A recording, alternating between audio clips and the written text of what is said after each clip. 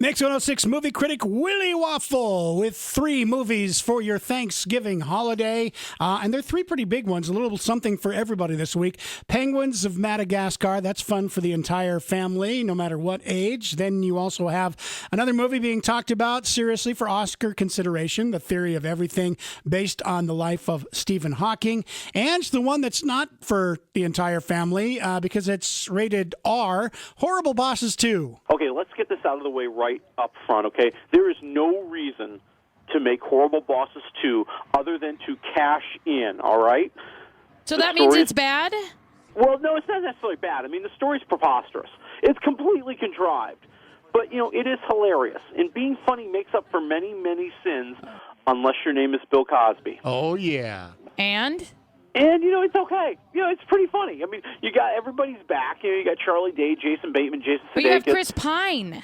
Chris Pine, well, and that's the new guy in everything, as well as Christoph Waltz, and they play the owners, the father and son owners of a big cataloging company, and Charlie Day, Jason Bateman, Jason Sudeikis have invented a new invention called the Shower Buddy, and they want to put it in the catalog, except it's all a big scam. After all the product has been produced and not paid for, they cancel it, so they can just buy up everything and take over these guys' business. So, of course, what are they going to do?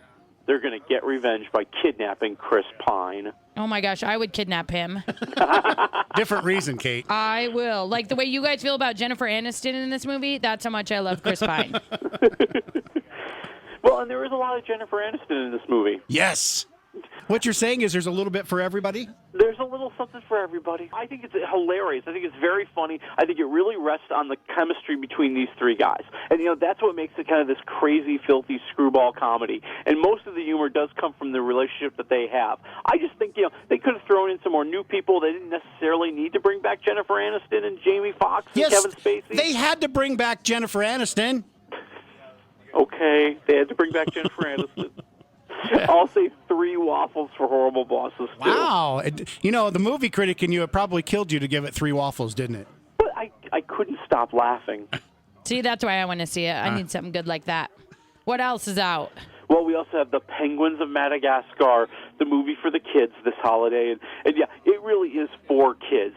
We see that, the penguins are now joining up with a secret undercover group of animals known as the North Wind, and they're battling the evil Octavius Brine, who's come up with a plan to get rid of penguins. Haven't we already had this movie come out? Well, no, but there wasn't a Penguins of Madagascar? I swear there was. Well, there's a TV show, Penguins of Madagascar. Yeah, I wouldn't be interested in that either. So I don't know why this is ringing a bell. You were watching that on TV? I have no idea. Yeah, but it really is all about the silly antics. It's very slapstick. It's very kind of kid-like and goofy. I'd go like 2 waffles. I mean, there's not much there for adults. All right. And then, of course, we have to have our artsy-fartsy movie, The Theory of Everything. You say that about the movie now, but I will tell you, it is an adult, classy version of The Fault in Our Stars. Really? I am so excited to see this movie. It's actually really good. It's Eddie Redmayne playing Stephen Hawking, and we see him as a physics student in 1963 at Cambridge and meeting the love of his life, played by Felicity Jones. But also, as he's studying, as he's coming up with these groundbreaking theories, we see his ALS kicking in and how that's affecting his life and how it's affecting his future and how he only has 2 years to live. Spoiler alert, he kind of outdoes that. That is one thing that I do like about this is that this movie is getting made while he is still alive.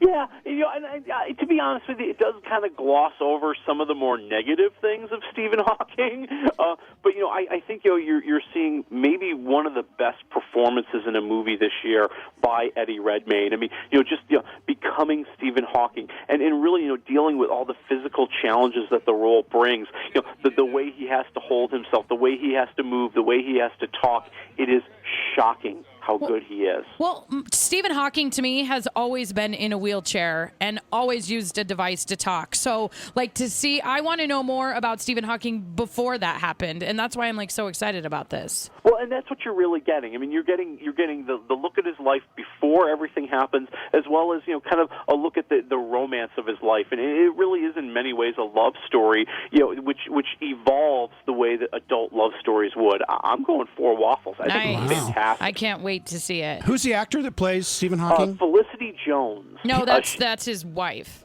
Yeah, she plays his wife, and she's a British actress. She's done a couple of other things, like if you saw a movie called Like Crazy a few years ago. Very talented actress. All right, and who's the actor that plays Stephen Hawking? That would be Eddie Redmayne, who you might remember from Les Miserables. That's where I was like, okay, I recognize him, but I have to say, I mean, I saw a thing on Stephen Hawking and him, and they showed them at the same age and their mannerisms and everything.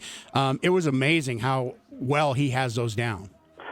Just one of those performances that makes you go, wow. All right, there's our big Thanksgiving weekend. What do we have next week? Next week, we're going to be talking about The Pyramid. I haven't even heard of this. Me neither. Yeah, I think there's a good reason for that. Okay. All right, well, happy Thanksgiving. All right, we'll talk to you next week.